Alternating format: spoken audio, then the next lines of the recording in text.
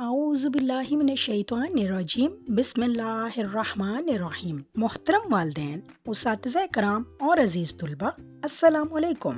آج ہم اکیڈمک اردو جماعت چہارم کی کتاب کے صفحہ نمبر 4 پر سبق نمبر 1 پڑھیں گے۔ آئیں بچوں، اکیڈمک اردو جماعت چہارم کے صفحہ نمبر 4 پر سبق نمبر 1 پڑھیں۔ سبق نمبر 1، حمد باری تعالی۔ آئیں بچوں، اب حمد باری تعالیٰ پڑھتے ہیں۔ تو سب کا مالک، سب کا خدا تو، بے آسرا ہم اور آسرا تو۔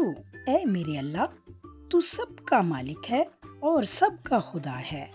ہم بے آسرا ہیں اور ہم سب کا آسرا صرف اے میرے اللہ آپ ہی ہیں۔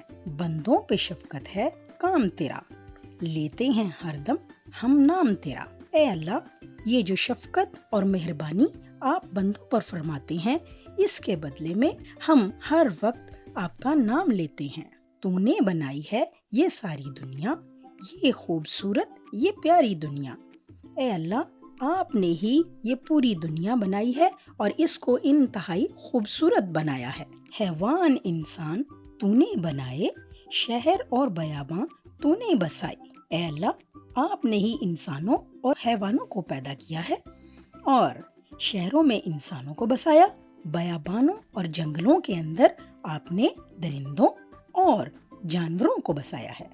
باغوں میں تو نے پودے اگائے، پھول اور پھل تو نے بنائے۔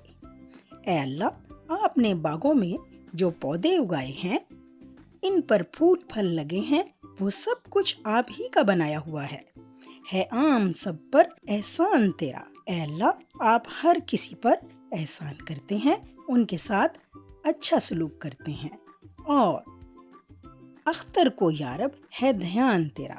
شاعر اختر شیرانی کہتے ہیں کہ اے اللہ، آپ کے ان اچھے سلوک اور احسانوں کے بدلے میں میرے دھیان میں، میرے خیال میں ہر وقت آپ رہتے ہیں۔ اس نظم کے شاعر ہیں اختر شیرانی۔